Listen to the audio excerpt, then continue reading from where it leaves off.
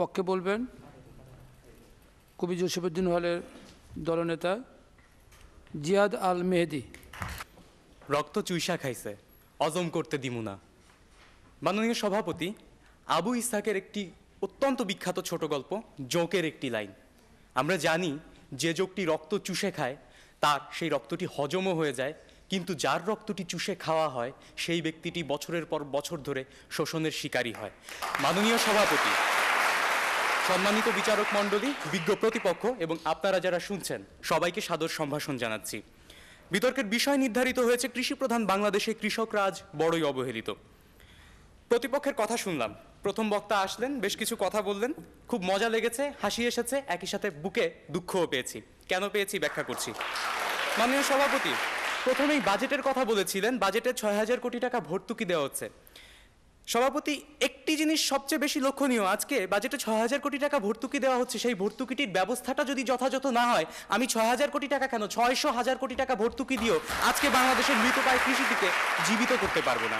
মাননীয় সভাপতি, আজকে বড় একটি প্রশ্ন করেছিলেন যে কৃষির বড় অংশ কারা এই কৃষিকে অবহেলিত করে রেখেছে। মাননীয় সভাপতি, আজকে আমরা বলছি না যে সরকারের ব্যবস্থায় ত্রুটি রয়েছে, আজকে মাননীয় সভাপতি আমরা বলছি সরকারি নীতি নির্ধারণী পর্যায়ে যে ব্যবস্থাগুলো নেওয়া হচ্ছে সেগুলো অবশ্যই ঠিক আছে, কিন্তু সেই নীতি নির্ধারণী পর্যায় থেকে শুরু করে যখন নজরদারি পর্যায় পর্যন্ত যায়, অর্থাৎ তৃণমূল পর্যায়ে যে সমস্যাগুলো রয়েছে, সমস্যার আবর্তে ঘুরপাক খাচ্ছে বাংলাদেশের কৃষি, ঠিক সেই জায়গাটিতে আজকে আমাদের কৃষি অবহেলিত, আজকে আমাদের কৃষকরা অবহেলিত।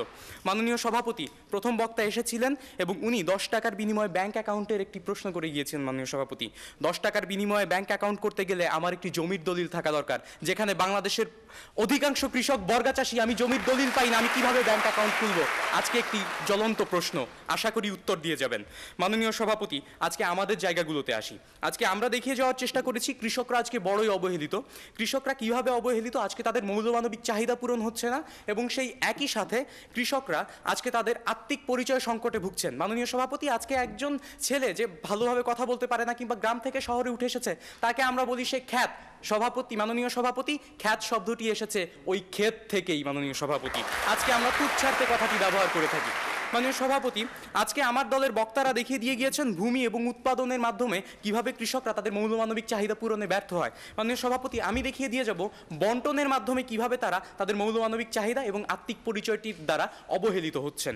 মাননীয় সভাপতি, বন্টন ব্যবস্থার ক্ষেত্রে 4টি বিভাগ আমি এনেছি। প্রথমত হচ্ছে অনুন্নত এবং দুর্বল ব্যবস্থাপনা, দ্বিতীয়ত হচ্ছে মধ্যস্বত্বভোগী, মজুতদার এবং ঋণদাতাদের ফাঁদ, তৃতীয়ত কৃষি পরবর্তী পণ্যের যথাযথ ব্যবস্থাপনার অভাব, সবশেষে কৃষি সংশ্লিষ্ট পণ্যের শিল্প বন্ধ হয়ে যাওয়া। শেষ থেকে শুরু করছি। কৃষি সংশ্লিষ্ট পণ্যের শিল্প বন্ধ হয়ে গিয়েছে। মাননীয় সভাপতি, পাটের জিনোমের কথা বলেছিলেন দ্বিতীয় বক্তা, খুবই খুশি হয়েছি। দুঃখ লেগেছে ওই জায়গায় যখন শুনেছি আদমজি জুট মিল বন্ধ হয়ে গেছে।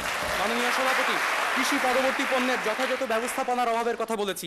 36 লক্ষ টন ধারণ ক্ষমতা সম্পন্ন রয়েছে আমাদের বাংলাদেশের গুদামগুলো, কিন্তু মাননীয় সভাপতি, দেশের উৎপাদন তার চেয়েও বেশি। এই যে অব্যবস্থাপনাটি রয়েছে সংরক্ষণের ক্ষেত্রে, সেই অব্যবস্থাপনার কারণে আজকে আমাদের কৃষকরা টমেটো বাইরে ফেলে দেন, আলু গরুকে খাওয়ান এবং রাস্তায় গবাদি পশু এবং অন্যান্য জিনিস এবং রাস্তায় দুধ ঢেলে প্রতিবাদ করেন। মাননীয় সভাপতি, অনুন্নত এবং দুর্বল বাজার ব্যবস্থাপনার কথা বলি। মধ্যস্বত্বভোগী এবং ফড়িয়ারা, ছোট্ট একটি উদাহরণের মাধ্যমে পরিষ্কার করব। একটি সবজি ধরুন শশা, এর দাম যখন খুলনায় হয় মাত্র 12 টাকা, সেটি ঢাকায় আসতে আসতে দাম বেড়ে হয় 44 টাকা থেকে 50 টাকা। মাননীয় সভাপতি, মাঝখানে 3টি স্তর পার হয়ে তাকে ঢাকায় আসতে হয় এবং যেই 3টি স্তরে লাফিয়ে লাফিয়ে দাম বাড়ে, এই দামটি কিন্তু কৃষক পায় না, এটি পায় মাঝামাঝি যে লোক রয়েছে তিনি। মাননীয় সভাপতি, বুকে হাত দিয়ে দাঁড়াই, চোখ বন্ধ করি, একজন কৃষকের প্রতিমূর্তি কল্পনা করি। আমাদের চোখে যে জিনিসটি ভাসবে সেটি হচ্ছে কোটরাগত জলজলে চোখ, হাড্ডিসার একটি শরীর, যে শরীরে কাপড় নেই, শতচ্ছিন্ন ছিন্ন ভিন্ন কাপড়, এবং তারা কি করেন? তারাই এই কঠিন মাটির বুকে ফসল ফলান এবং কঠিন মাটির বুক চিরে তারা ফসল সংগ্রহ করে আনেন। মাননীয় সভাপতি, আজকে কৃষকদের চেহারাটি হচ্ছে এরকম। সারের কথা বলেছিলেন, বীজের কথা বলেছিলেন, আজকে দেখুন মাননীয় সভাপতি, সার এবং বীজ ঠিকই কৃষকরা পাচ্ছেন, কিন্তু একটি পরিসংখ্যান যদি দেখি, দৈনিক ইত্তেফাকের পরিসংখ্যান, ডিজেল আগে ছিল 44 টাকা, এখন হয়েছে 61 টাকা। ইউরিয়া সার আগে বিক্রি হতো 600 টাকায়, এখন বিক্রি হচ্ছে 1000 টাকায়। মাঝখানে যারা ডিলার রয়েছেন তাদের যোগসাজশের কারণে একজন সাধারণ কৃষক শুধুমাত্র সার এবং বীজ নয়, সেই একই সাথে সাথে সেচ, কীটনাশক এবং অন্যান্য কৃষি যন্ত্রপাতির দিক থেকেও মাননীয় সভাপতি আজকে নিচু এবং অবহেলিত হচ্ছেন মাননীয় সভাপতি। আজকে আমরা আমাদের কৃষির ক্ষেত্রে জায়গাটি বলি, আজকে আমরা খাবার খাচ্ছি, আমরা বলছি আজকে খাদ্য উৎপাদন বাড়ছে এবং খাদ্য উৎপাদন বৃদ্ধি হচ্ছে। মাননীয় সভাপতি, কৃষকদের অবস্থা কি পরিবর্তন হচ্ছে?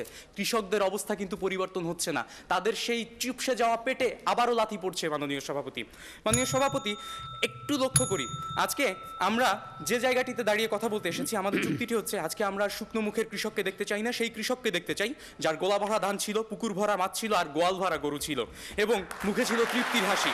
মাননীয় সভাপতি, বর্তমান সরকারের পদক্ষেপগুলো আমাদের সেই নতুন আশাটি দেখারই প্রতীক্ষা জাগায়, সেই আশাটি দেখার প্রতীক্ষায় আছি। কিন্তু তারপরেও বলতে চাচ্ছি, কৃষিপ্রধান বাংলাদেশে কৃষক রাজ বড়ই অবহেলিত, যুক্তি দ্বারা প্রমাণ করে গেলাম। ধন্যবাদ মাননীয় সভাপতি, ধন্যবাদ সবাইকে।